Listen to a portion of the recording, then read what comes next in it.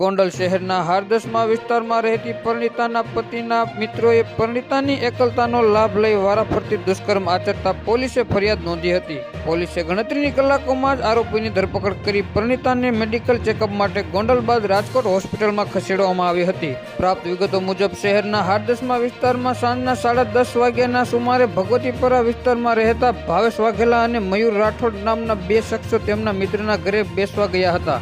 બાદમાં ત્રણે ત્યાંથી ચા પીવા અને પાન મસાલો ખાવા નીકળી ગયા હતા। પરિણીતા ઉંમર વર્ષ 30 નો પતિ ઘરે પરત ના ફર્યો હોય। ભાવેશ અને મયુર પરિણીતાના ઘરે પરત આવી બળજબરી પૂર્વક પહેલા ભાવેશ અને બાદમાં મયુર દુષ્કર્મ આચર્યું હતું। થોડા સમય બાદ તેનો પતિ ઘરે આવતા પરિણીતાએ સમગ્ર હકીકત જણાવી મામલો પોલીસ મથકે પહોંચ્યો હતો અને પોલીસે આઈપીએસ કલમ 376D 327 144 મુજબ ગુનો નોંધી પરિણીતાને મેડિકલ ચેકઅપ માટે પ્રથમ ગોંડલ બાદ રાજકોટ હોસ્પિટલે ખસેડી હતી। બનાવ અંગેની તપાસ એ ડિવિઝન પોલીસ સ્ટેશનના પીઆઈ ડામોર તેમજ તેમના રાઇટર ખોડુભાઈએ હાથ ધરી હતી। આ દુષ્કર્મની ઘટના બની હતી ત્યારે પરિણીતાનો 5 વર્ષનો પુત્ર ઘરમાં સૂતો હતો અને પતિના બે મિત્રો હેવાન બની પરિણીતા પર તૂટી પડ્યા હતા।